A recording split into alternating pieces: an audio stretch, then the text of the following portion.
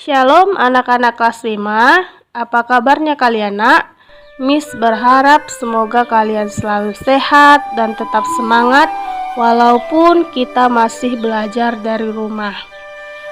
Hari ini berjumpa lagi dengan Miss di mata pelajaran SBDP dengan materi properti tari. Kalian bisa buka bukunya di halaman 65 ya nak, buku teks.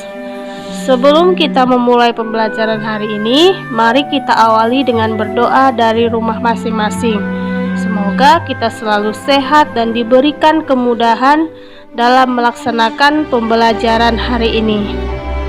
Baik anak-anak, kita akan mulai membahas materi tentang properti tari. Tolong anak-anak simak ya. Indonesia bisa dibilang adalah salah satu negara yang memiliki tingkat keanekaragaman yang tinggi. Kelebihan bangsa Indonesia dibandingkan dengan bangsa yang lain ialah memiliki kebudayaan yang sangat beragam. Hebat kan nak? Wilayah Indonesia memiliki banyak pulau yang dipisahkan oleh laut dan selat, sehingga Indonesia memiliki sejarah perkembangan budaya yang beragam. Bukan hanya itu, keluar masuknya orang asing ke Indonesia juga mengakibatkan budaya di Indonesia juga berbeda-beda.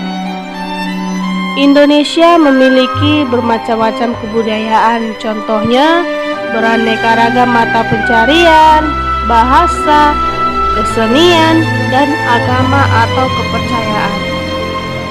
Luar biasa sekali ya nak.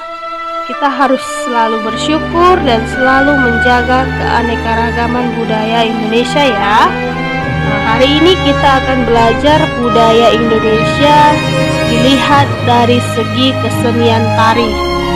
Yuk sama-sama kita bahas satu-satu ya nak. Indonesia memiliki banyak sekali jenis tari tradisional. Banyak tarian yang menggunakan properti. Coba kalian perhatikan gambar berikut ini. Ini adalah gambar perlengkapan yang sering digunakan dalam menari, atau lebih dikenal dengan istilah properti tari. Banyak tarian yang menggunakan properti tari. Apakah itu properti tari? Properti tari adalah semua peralatan yang digunakan untuk kebutuhan tari. Contoh properti tari yaitu kipas, payung, topeng, selendang, keris, bokor, boneka, tombak, dan lain sebagainya. Properti tari biasanya disesuaikan dengan tarian. Fungsi dari properti tari itu pertama menambah keindahan, membantu menjelaskan cerita atau tema tarian beserta gerakannya. Tarian yang menggunakan properti tari: tari legong dari Bali, properti utamanya adalah kipas. Kemudian tari baksa kembang dari Kalimantan Selatan, properti utamanya adalah rangkaian bunga. Tari payung dari Sumatera Barat, properti utamanya yaitu payung. Tari kuda lumping dari Jawa Tengah, properti utamanya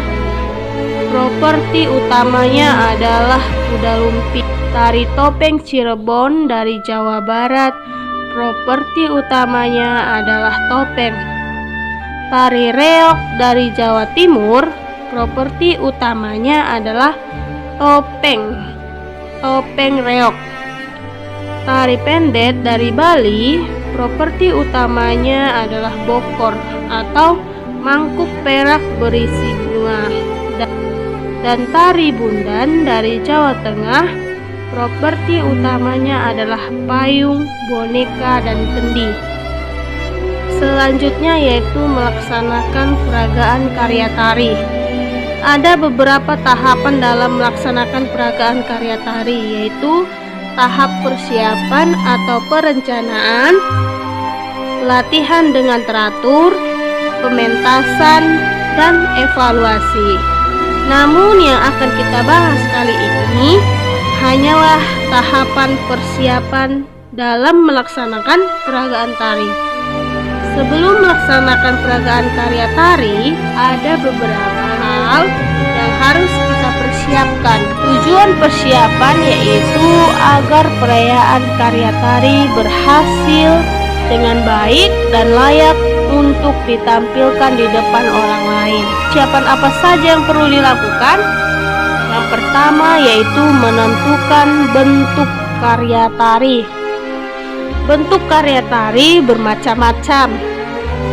Ada bentuk tari tunggal, tari berpasangan, dan tari kelompok. Bentuk karya yang perlu ditentukan di depan penonton karena berkaitan dengan unsur lain.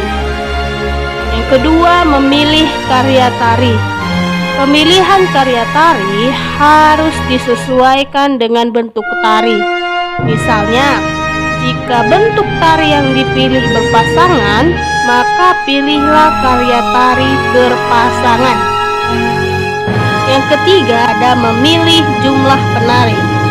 Jumlah penari disesuaikan dengan bentuk dan karya tari yang dipilih.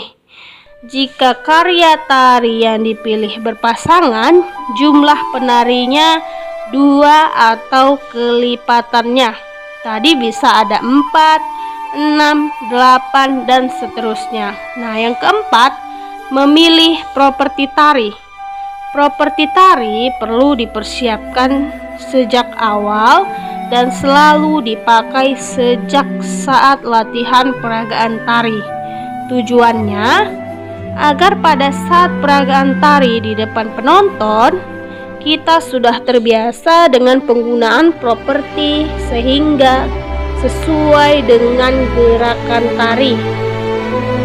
Kelima, menentukan iringan tari. Saat ini iringan tari bisa kita dapatkan dalam aneka rekaman audio digital. Persiapkan iringan tari sejak awal dan gunakan selalu setiap kali latihan. Dan yang keenam, memilih busana tari. Busana tari adalah kebutuhan sandang yang dikenakan oleh penari di atas pentas. Setiap karya tari memerlukan busana yang berbeda. Busana tari harus sesuai dengan tema tari. Saat ini banyak persewaan busana tari sehingga memudahkan kita dalam menyiapkan busana tari. Baik anak-anak, hari ini cukup sampai di sini materi kita hari ini.